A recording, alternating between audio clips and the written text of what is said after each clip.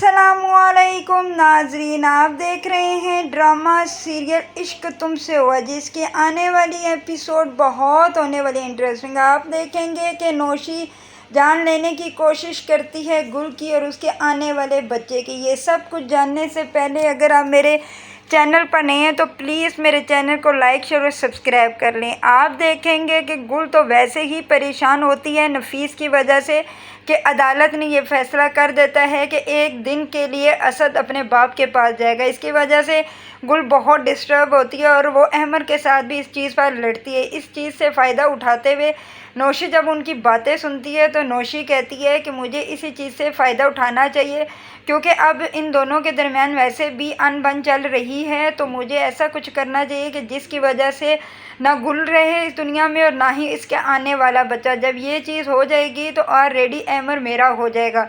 यह सोचकर वो प्लान बनाती है और कहती है कि ऐसा कौन सा प्लान होना चाहिए कि जिसकी वजह से गुल की जान भी चली जाए और मुझ पर शक भी ना हो, क्योंकि घर में सारे मौजूद होते हैं और अगर मैंने कुछ ऐसा वैसा किया गुल के साथ तो सबको पता चल जाएगा और सबका शक मेरे पर ही होगा। ख़ास कर तो अहमर पहले ही मुझ पर शक करेगा, क्योंकि उसे पता है कि मेरी और गुल की नहीं बनती। इसीलिए मुझे कुछ ऐसा करना चाहिए कि सारा इल्ज़ाम ही गुल के ऊपर आ जाए और मुझ पर ज़रा भी ना आए। ये सोच कर बिलाखिर वो सोचती है कि क्यों ना कि तेल को लेकर गुल के कमरे के दरवाजे में डाल दिया जाए। जब गुल वहाँ से गुजरने लगेगी तो उसका पाँव स्लिप हो जाएगा, तो गिरेगी, तो इस तरह उसका और उसके बच्चे की जान भी जा सकती है। यही वो करती है, वो तेल डाल के वहाँ से हट जाती है। गुल जब कमरे से बाहर आने लगती है तो उसका पाँव स्लिप होता है, जिसकी वजह से वो ड्रम करके गिर जाती है और वहीं पर सर पर चोट लगने की वजह से बेहोश हो जाती है। ये आवाज़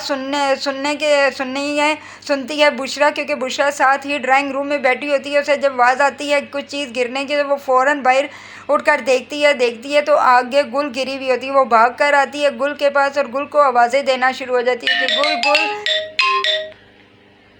गुल, मेरी बात तो सुनो, तुम्हें क्या हो गया है, तुम आंखें क्यों नहीं खो रही। लेकिन गुल कुछ भी नहीं करती। इसी वजह से वो ज़ोर ज़ोर से चिल्लाना शुरू कर देती है, कोई घर में है, इधर आओ, देखो गुल को क्या हो गया। लेकिन घर में कोई भी नहीं होता। वो फ़ौरन एम्बुलेंस को कॉल करती है और एम्बुलेंस में गुल को डाल के फ़ौरन हॉस्पिटल ले जाती है। और इधर आप देखेंगे कि वो अहमद को भी कॉल कर देती है और कहती है कि जल्दी से हॉस्पिटल में पहुंचो, गुल की बहुत ज़्यादा तबीयत ख़राब है। इधर से अहमद भी ऑफिस से फ़ौरन हॉस्पिटल पहुंच जाता है। जब वो पहुंचता है तो वो अपनी अम्मा से पूछता है कि अम्मा क्या हुआ, गुल को ऐसे चोट लगी ही। उसकी अम्मा कहती है कि बुशरा कहती है कि मुझे नहीं पता बेटा क्या हुआ, मुझे तो बस ये गिरी हुई नज़र आई, इसीलिए मैं इसे फ़ौरन हॉस्पिटल ले आई हूँ ताकि इसके और आने वाले बच्चे को कोई नुकसान ना हो सके। वो फ़ौरन जाता है अंदर डॉक्टर से पूछने के लिए कि डॉक्टर साहब मेरी बीवी तो ठीक है, लेकिन डॉक्टर कहती है कि आपसे दुआ करें क्योंकि आपकी बीवी और बच्चे की ज़िंदगी ख़तरे में है, क्योंकि वो जैसे ही नीचे गिरी हैं जिसकी वजह से उनके बच्चे को आने वाले बच्चे को भी बहुत नुकसान पहुँचा। वो फ़ौरन बाहर आता है और अम्मा को बताता है कि अम्मा गुल की ज़िंदगी और बच्चे की ज़िंदगी ख़तरे में, अगर मेरे बच्चे को और गुल को कुछ हो गया तो मैं तो जीते जी मर जाऊँगा। इस पर उसकी माँ कहती है ऐसी बातें मत करो, तुम अल्लाह से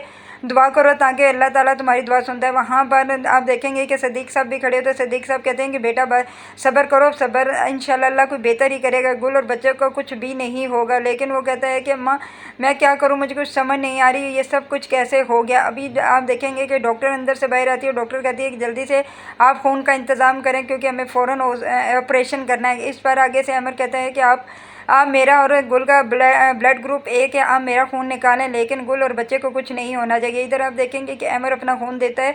खून देने के बाद सारा बाहर निकलता है तो डॉक्टर कहती है कि अब हम ऑपरेट करते हैं। जब वो अंदर ऑपरेट करने जाते हैं और वहाँ पर ऑपरेट करने जाते हैं तो जब ऑपरेट हो जाता है तो वापस बाहर आते हैं तो वो उनको मुबारक देते हैं कि मुबारक हो, आप लोगों का बेटा हुआ है। तो इस पर बुशरा बेगम बहुत खुश हो जाती है और अमर भी खुश हो जाता है। लेकिन अभी डॉक्टर गुल के बारे में कुछ भी नहीं बताती। थोड़ी देर गुजरने के बाद जब अमर डॉक्टर साहब से पूछता है कि मेरी बीवी गुल कैसी है, तो तब वो कहते हैं कि अभी वो ख़तरे से बाहर नहीं है, आप सब दुआ करें क्योंकि अभी गुल को होश नहीं आ रहा। लेकिन इसकी वजह से अमर और ही परेशान हो जाता है और कहता है कि अब मैं क्या करूँ। इस बार उसकी मांग कहती है कि जाओ तुम घर से कुछ चीज़ें ले आओ गुल के लिए ताकि उस और बच्चे के लिए। वो कहता है कि ठीक है मैं घर जाता हूँ और अपने घर से कोई चीज़ें लेकर आता है। जब वो घर जाता है और चीज़ें लेने के लिए तो उसे अंदर कमरे में जाने लगता है तो नीचे गिरा हुआ तेल नज़र आ जाता है, जिसकी वजह से उसे सारा शक नौशी पर ही जाता है। उसे पहले ही यकीन होता है कि ये सब कुछ नौशी ने ही किया होगा। इसके अलावा जब वो फ़ौरन अपनी माँ को कॉल मिलाता है और कहता है कि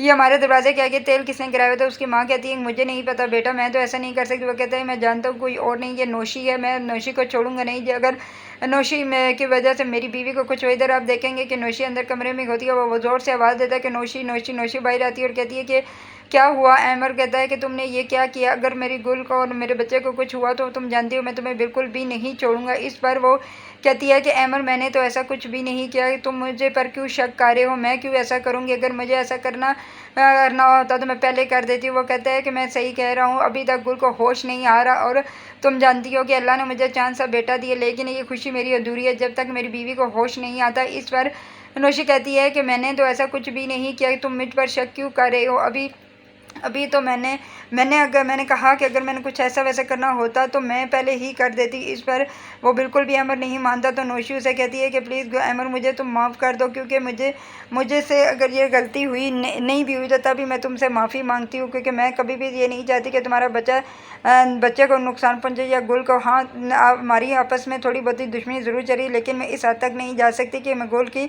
जान ले लूँ। इस पर अमर कहता है कि बस करो, मुझे अब तुमसे कोई बहस नहीं करनी, ये तो बात की बातें हैं, तुम दुआ करो कि अल्लाह ताला गुल को सेहत दे, नहीं तो तुम जानती हो कि तुम्हारे साथ क्या होगा। ये कहकर वो वहाँ से बच्चे के कपड़े वगैरह लेकर चला जाता है। इधर आप देखेंगे कि नौशी भी बहुत परेशान हो जाती है कि वाकई अगर गुल को कुछ हो गया तो मैं क्या करूँगी, मुझे तो ये अमर बिल्कुल भी ज़िंदा नहीं छोड़ेगा। उधर आप देखेंगे कि हॉस्पिटल में जब अमर जाता है बच्चे के कपड़े वगैरह लेकर, तो अभी गुल को होश आ जाता है। जब गुल को होश आता है तो अंदर डॉक्टर कहती है कि गुल को होश आ गया, आप जाकर मिल सकते हैं। जब वो गुल को मिलता है तो उससे पूछता है गुल क्या हालत है, तो गुल कहती है कि मेरा बच्चा कहाँ है। तब वो कहते हैं कि कोई मसला नहीं है, तुम भी और तुम्हारा बच्चा भी बिल्कुल ठीक है और तुम परेशान मत हो, बस तुम्हारा ऑपरेट हुआ है जिसकी वजह से बस तुम इस ऐसी हालत में हो। तो वो कहती है कि अमर मेरे साथ क्या हुआ था, मुझे कुछ समझ नहीं आ रही थी कि मेरा पाँव कैसे फिसला और मैं कैसे गिर गई और कैसे बेहोश होगी। इस पर वो कहता है कि बस तुम टेंशन नहीं करो, मैं जानता हूँ ये सब कुछ नौशी ने किया और तुम जानती हो कि वह नौशी मुझसे माफ़ी मांग रही थी, लेकिन मैं उसे कभी भी माफ़ नहीं करूँगा। अगर